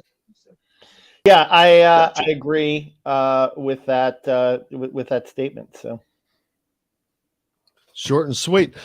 So what's next for the Big Ten, or do you think, Chronic? We're all wondering what happens with Notre Dame, because that's the next chip. That's the next chip to fall. They have to go somewhere. I just don't think, with all the different scheduling that's going to have to take place with ESPN and with Fox or NBC or CBS or whomever it ends up being, that then trying for Notre Dame to schedule as an independent on top of that, is this going to be not only more difficult, but it's going to cost Notre Dame money. If they're not in, say, the Big Ten, that's going to cost them 2/3 of what they could make. I think they're making like 33 million now. They're going to be making well over 100 million in the Big Ten. I don't see how they can turn that down. Well, and that, previously Notre Dame always felt like they were untouchable because, they were the first college program to have a national contract effectively with NBC. They had a nationwide brand. They were, as an independent, they didn't have that alliance. And they were left basically to star as the biggest, or shine as the biggest star on the stage with that NBC contract and the national exposure it gave their brand. Well, now the Big Ten has positioned itself to be the first national conference, with media markets spanning from LA to Chicago, Detroit, the greater New York area and beyond. Now the Big Ten, now a conference for the first time ever, has something Notre Dame doesn't, as far as terms of the dollars involved, because while they were the first to have that contract, it pales in comparison to the numbers that the Big Ten's now able to offer, and likely the SEC will down the pipeline. But Notre Dame's always been able to skirt that simply because they were Indy, they were the Irish, they had the NBC contract, but they also had a team that could compete as an independent, and the committee has long given them a little bit more deference perhaps than the average independent when it comes to the college football playoff. Well, as we mentioned earlier, with all these massive powers now aligned in two conferences, Notre Dame finds themselves perhaps on the outside looking in. So just to retain that seat at the big boys table, they're likely going to have to make a move. Just from a hubris standpoint, if they want to give themselves the best shot at the college football playoff and the championship that follows that. Now, whether that's the Big Ten or the SEC remains to be seen. But the expectation is they're going to have to pick a side at some point or another, and it would seem, at least on its face, the Big Ten probably aligns a little more closely with Notre Dame's academic mission, with some of their values and ethos that Lord knows they love to profess since the beginning of time. For those who grew up next to some Irish fans, so it's going to be fascinating to see. But that's probably the next shoe to drop that sets in motion a series of events where I don't know if it completely gobbles up the other conferences, but it certainly shifts the tide, quite frankly, past the point of no return if we're not already there, as far as the death of conferences as we know it. So it's fascinating. It's kind of terrifying. It's kind of sad for college football fans who have long enjoyed those regional rivalries and affiliations. But in this day and age of media dollars, that's driving everything right now. And it's a little jarring for Indiana fans I talk to, that are more basketball centric.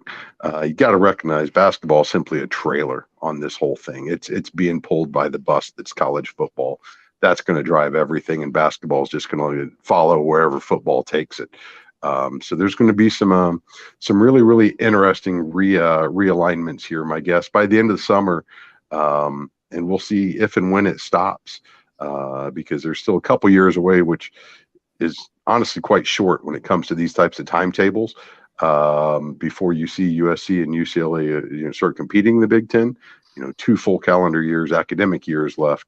But my guess is those aren't the only additions that we'll see by the time the competition starts up in 2024. Yeah, Kevin, and that's the thing we're talking about is who might that be? Who because I'll be honest with you, the UCLA USC thing just caught me off guard. It was like, wow, but mainly because of proximity.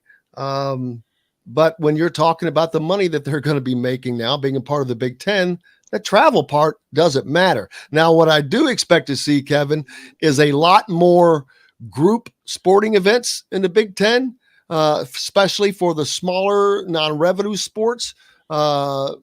Bigger tennis events, bigger lacrosse events, maybe volleyball, etc. But it just the Big Ten network or the Big Ten brand, it grew a lot now that you had USC and UCLA to that. Yeah, and I think too that you talk about is Rutgers going to fly to UCLA for a baseball game on a Tuesday night? I think that's the question, or a softball game, or a women's basketball game. And if you have that group, which is why I think that you will see everyone's talking about Notre Dame, but I do think that expansion west, because you've got Cal and Stanford, you've got the San Francisco market, you've got Oregon and Washington, you've got the Portland and the Seattle markets there that you could tap into if you take a pairing out there, and then you can group it, and that would essentially annihilate the Pac-12. I mean, if you made that move out there, even before Notre Dame, to be able to do that and to be able to create that group play that you were talking about, Jim, in terms of the ability to kind of pod up for the non-revenue sports and so forth. So I think the next expansion will be continuing to raid the Pac-12. Well, and we'll see how that goes, because and now what happens, Chronic? What happens to the Big 12 and the Pac-12? You talk about this historical. We can think about the Big 8 back in the days when it was SMU and all of that. But and so there's always change. It's just this change is so massive. But what happens to those conferences now? The Pac-12 and the Big 12 are there's virtually nothing they can do to keep up with the Big Ten and the SEC now. It is the Big Ten and the SEC. Yeah, if you want to know what happens, ask the Big East, ask the Horizon League, ask the AAC. There's all these conferences that have shown us what happens. Once their crown jewels get rated, they basically become second-class citizens in college, Division I college athletics. Southwest Conference, at least in terms of how football is driving revenue and alliances right now. And there's a lot of folks they're kind of scratching their head trying to see what the future holds for their teams that get stuck on the outside looking in. And there's a lot of crowing from some of those fans that find themselves on the inside looking out at all those that have been excluded. And my only caution is, be careful, be real careful right now, because with football driving so much of this, unless you have a program that can drive massive amounts of eyeballs consistently and reliably, your program's at risk of getting left behind.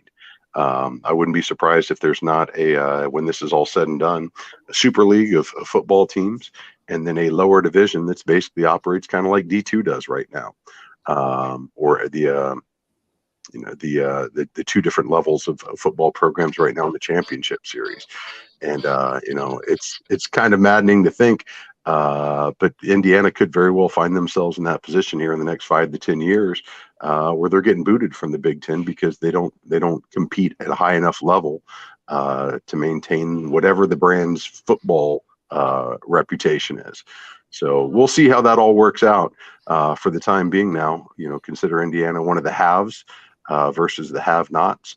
If they're wise, they're going to pour a boatload of resources into bolstering the football program, from a staffing standpoint, from a facility standpoint, and really doing everything in their power to bolster the brand. Because when the day comes, and it will come for all schools, they're going to be weighed and measured and determine who's worthy of staying with the big boys and sitting at the big table.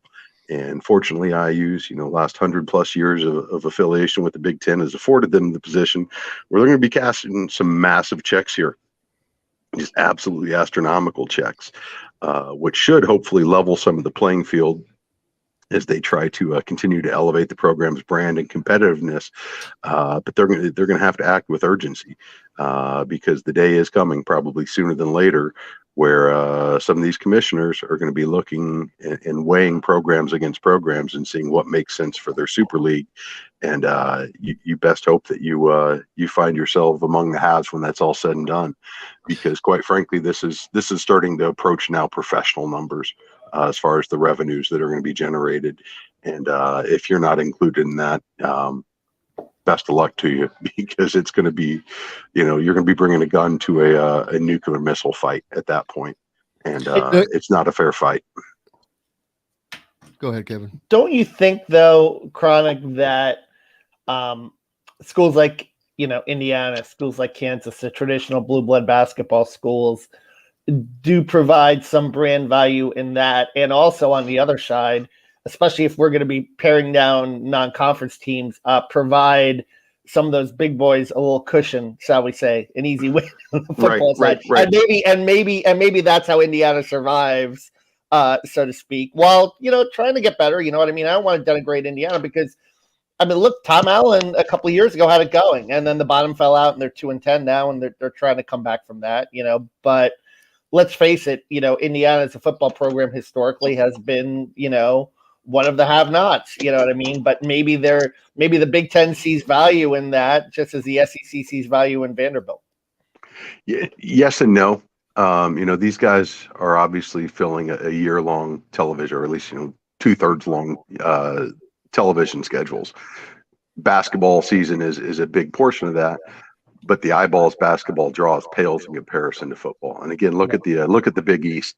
And how they just got left behind simply because they were so basketball centric. but the football was what was really driving the numbers and pushing the change.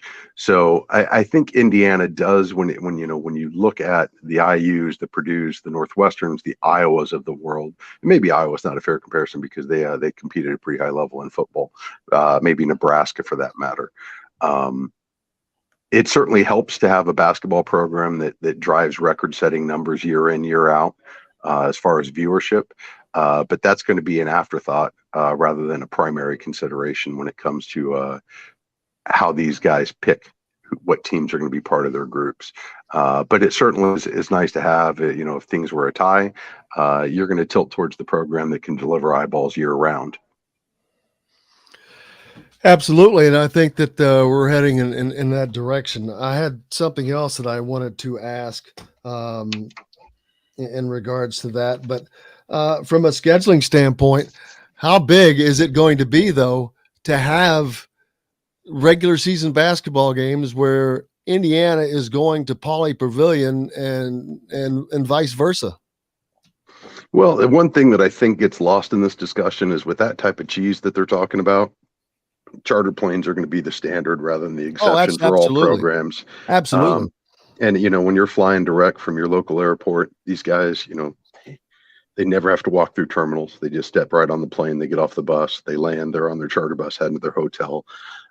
It's certainly going to be kind of a mind trip when you think about playing in Pauley as a conference game, when you think about playing in the Rose Bowl as a conference game. But, I thought the same thing when we started playing in Maryland and Piscataway, and when we've got the Big Ten basketball tournament in DC and in New York. That's the way of the world, and it's kind of wild because I still know folks that are honked off about Penn State being added to the Big Ten. I mean, not to mention the additions that followed after that. So I think for some, this will probably be something that they're never willing to accept. But I think as you see the continuing changes in the college landscape, this is just what we're going to have to get used to. These schedules are going to look more akin to an NBA schedule, perhaps, than what we've ever known before. Maybe IU's got an advantage after their last experience going from Dayton to Portland, but get used to some of those wild turnarounds and time zone shifts because those are going to be the standard now, likely going forward. Now, the one thing is, and I said this earlier, I don't think people are going to have to worry about a ton of 11 o'clock basketball games. I just don't think that they're going to do that. I think that they'll figure out a way to where the West Coast teams are simply playing a little earlier. That's not going to ever hurt them to play a little earlier, especially when you consider the fact that you already have to be in a Big Ten town the day before a game anyway. So I'm not expecting to see a bunch of late night games personally, but hey, you want to give me Bill Walton at 10:30 o'clock Eastern time on a Tuesday night. I will gladly pour a cocktail and sign up for that trip. Oh, I'm in. And that's another thing I did mention too. A lot of people don't. I love the fact that the Big Ten now is possibly going to have Bill Walton. I crack up. I get that he is purposely messing with people. And I think those people just don't get it. And they get so bothered by it. It cracks me up. He's doing it because he can, man. He's a funny dude.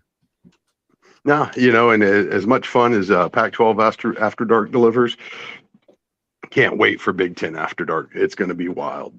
And, at the end of the day, too, man, it's 2 road games a year. If you play them both that year, it'd be really interesting to see how they balance the basketball schedules now and what rivalries protect with home and aways.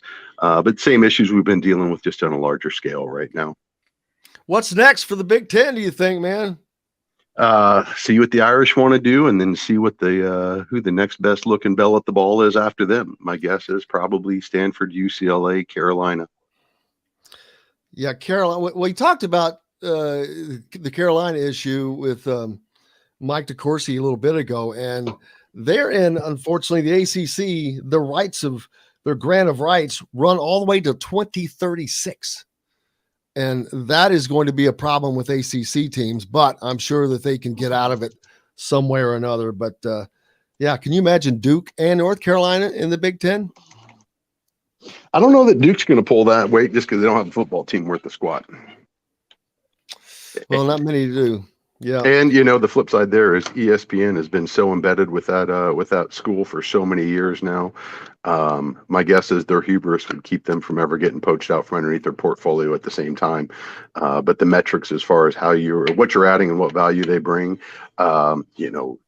Duke may have a phenomenal reputation as a school academically, their basketball excellence. That doesn't mean a hill of beans now when you're looking at what type of football dollars program can drive. So it's going to be one of my favorite parts of this realignment is going to be watching all the proud ACC programs just get left in the dust. And Duke is at the top of that list. Yep, the ACC is about to be blown up as we know it. What's up, Nick? What's next for you, brother? Oh, I'm still licking my wounds from this weekend, but I'm just waiting with bated breath like the rest of us to see where the dust or what's left once the dust settles here. But again, I say it till I'm blue in the face. Let's see what the Irish do, and then let's see who comes next. Because my guess is that's the next domino, and then we'll have lots more to talk about once those approved agreements are announced before anybody ever knew it was even being discussed. Exactly. Sneaking up behind the door. Chronic Hoosier joining us here on Indiana Sports Beat, brought to you by Andy Moore Honda, Bloomington's #1 Honda dealer. I cannot thank you enough, brother. Thanks for having me. Catch you guys next week. You bet. Chronic Hoosier, Andy Moore Honda. Get more to your door with andymoorehonda.com. And especially if you're in the market for a vehicle. I know they got some great deals right now. Lots more coming up. K-Bro is here. We're going to talk more. Kevin Brockway from CNHI Papers. Jim Coyle, back right after this. We'll be right back to the Golf Club at Eagle Point Studios for more Indiana Sports Beat Radio with Jim Coyle, presented by Endeavor Hospitality Group and Andy Moore Honda of Bloomington. Whether you're visiting Bloomington,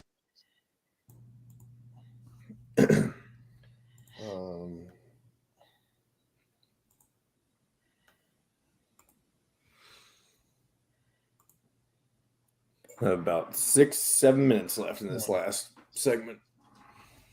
damn.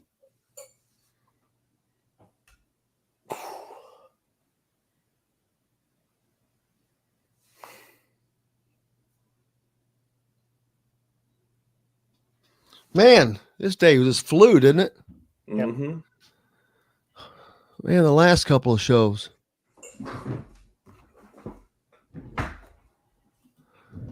A controversial fifth foul on Steve Downing in the 1973 semifinal kept IU from beating UCLA and going to the final. They could have won it in 73. Man, there was. Well, they definitely should have won it in 75. They could have won 4 or 5 national championships in that period had simply Larry Bird stayed there. But he didn't, so it didn't work out. I understand, but you talk about missed opportunities. We all miss opportunities in life, Jim. Yeah, but some are just bigger than others. Hey, St. Andrews, the Open starts this weekend. The British Open? The Open. The U.S. Open is in St. Andrews? Nope. They call it the Open Championship. The Open. Okay. The British Open is the Open. Yes. It was the first one. Okay. Got to brush up on my golf. Gaff! Gaff! I'm playing golf in the morning. I'm sure Jim will ask me more questions of things I don't know about. Well, as long as every time you keep saying it, that's exactly what I'm going to do. Golf. We should, every time there's a golf major, you should just have Kevin blindly predict who's going to win. He could. Well, first of all, he probably couldn't name a player. Tiger Woods does not count. Rory McIlroy, right? There you go. Ooh, there you go. Brooks Koepka. Who else? Yeah. He's just naming players who join the Brooks Koepka's in the live, baby. He will be in, but he will be in this. I thought did Rory not join the live? Oh no, he's outspoken I thought he joined against the it live for some reason. Very outspoken against it.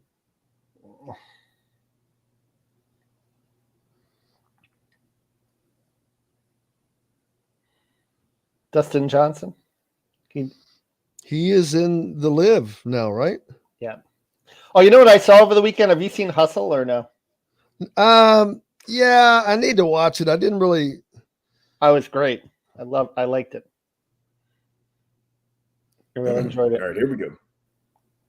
You can also find full episodes of Indiana Sports Beat Radio on the homepage or on the station every week, Monday through Friday. If we're not on a station where you live, we should be. Ask for Indiana Sports Beat Radio. This segment is brought to you by Courtroom Sports Grill in Bedford. Now back to the Golf Club at Eagle Point Studios for more Indiana Sports Beat Radio with Jim Coyle, presented by Endeavor Hospitality Group and Andy Moore Honda of Bloomington. Welcome back, Indiana Sports Beat Radio on this Tuesday, post July 4th holiday, brought to you by our good friends at Courtroom Sports Grill down in Bedford. They pride themselves on providing their guests with fresh, innovative dishes designed to please your palate and your wallet. Every item on their menu is made from scratch using only the freshest ingredients. And most importantly, they're a part of the WOW Club. Make sure you join the WOW Club. Go to your Apple App Store or Google Play Store and just sign up. It's totally free. Start earning WOW rewards today. WOW Club members earn exclusive discounts, dining dollars to spend, and more sent directly to your mobile phone. I had a half off an entree sent me last week. Boom, just popped in. Okay, bro. I'm like, hello. Pretty cool. So make sure you sign up for that. They are a proud sponsor of IU Athletics and a sponsor of Indiana Sports Beat Radio. So support those who support you. Without people like the WOW Club and My WOW Network, Andy Moore Honda, Barbara Pop Realty, Remax Realty, all of our sponsors, we can't do this. We can't bring this content to you. So remember that, and please support those who support us. Craig says, being in the Big Ten with the revenue, shouldn't IU be a top 40 team in football? You know, that's a question that I didn't get to ask that I wanted to ask, is how much, you know, whether or not Indiana improves their football program is going to be incumbent upon Indiana now, Kevin. They will have all of the resources or all the money to create the resources. The problem that they currently have is they haven't spent the money on football that other programs in the Big Ten already have. Northwestern of all places, makes Indiana's overall facilities look bad. Not stadium to stadium, but I'm talking about the rest of the football facilities where they spend 80% of their time. The stadium is just for games, peeps. So it's all the other parts of the facilities where Nebraska, like I said, Northwestern, they built Purdue, these great indoor football facilities, and they're not sharing them with 21 other teams, by the way. You remember I wrote that story 3 years ago when I first joined the beat about, you know, I go up the road to Purdue and they have this kind of palatial facility where, you know, you have the weight room and you have the IPF and everything connected. I mean, you have the same thing with Northwestern. They're on the shore of Lake Michigan. And Indiana still has, you know, the Mellencamp facility, which was built in 1993, which is pretty much a barn, right? And, you know, when I spoke to Fred Glass about it at the time, he said his philosophy was, you know, just to have everything inside the stadium. And, you know, and then I asked, well, why does the football team share the weight room with other sports? And he says, well, we want that collegiate feel, right? We want that, you know. No, not we, he. Yeah. Make sure. Yeah. So, I mean, he felt like that was, you know, the direction he wanted his athletic department to go. But meanwhile, you know, you take a look at the football team, they have a separate weight room where they can work out whenever they want and so forth and everything. And, you know, it's an, you know, facilities is part of it. It's part of the arms race, and it was for that 5-year period. But now that we're getting into NIL and you can actually create deals for players, you know, that's going to be the next frontier, and that's going to be interesting. If you can find ways for these football, you know, players to generate revenue within the state, But I think it's certainly helping on the basketball side when you take a look at the recruiting class that Mike Woodson has hauled in. I think that's going to be the big question is, can you do that on the football side, and can you attract players that way if you don't have the facilities of, say, the Northwestern? Is that the way you do it? Is that the way you – and Tom Allen has done a decent job in recruiting, and he's recruited the Southeast, and he's found some hidden gems. You know, he's found the Mike McFadden's. He's found, the Taiwan Mullins. I think that's going to be critical for the future of his program. But historically, it's just a tough mountain to climb for Indiana football. And I remember talking to a assistant coach last year, Jim, who basically said that he told me what Tom Allen is doing at that time, he said, is tremendously hard, tremendously difficult. The fact that he had a couple of back-to-back winning seasons in the Big Ten at a school like Indiana. So I think people around football and in the know what Tom Allen is up against historically with Indiana football. I mean, it's just that tough hill to climb. It certainly is, but they should have the resources to do it, and we'll find out. What's up next for you quickly? Yeah, we're actually working on a series of stories this week about the Big Ten, about countdown to Big Ten football media days, starting out with schools like Rutgers, Maryland, and Northwestern, and building our way up to some of the bigger boys. And then also, we'll be talking to some Indiana basketball players this week, and a feature on Mike Woodson also, and what he does to kind of motivate players as well. That's going to be interesting. All this realignment talk has put basketball on the back burner, but we're still a basketball state, right? It'll never stop, never stop. Thanks a lot. Cannot thank Kevin enough, K-Bro, for being with us today. As always, big thanks to Chronic Hoosier and, of course, Mike DeCourcy from the Sporting News. Back tomorrow to do it all again. Bob Kravitz from The Athletic, Cal Nedrup, the Indy Star, and Hall of Famer Rick Bozich from WDRB.com. Looking forward to all of that as well. Biggest thanks of all to you guys. Without you, we have no reason to be here. We appreciate you so much. Thanks to John, the producer, as well. Until tomorrow, I'm Jim Coyle. I will see you on the radio. Thanks for listening to Indiana Sports Beat Radio. Be sure to subscribe to our YouTube page for more clips and team coverage of Indiana basketball, football, and more. You can also find full episodes and tons of other content on thehoosier.com. We'll see you next time for another edition of Indiana Sports Beat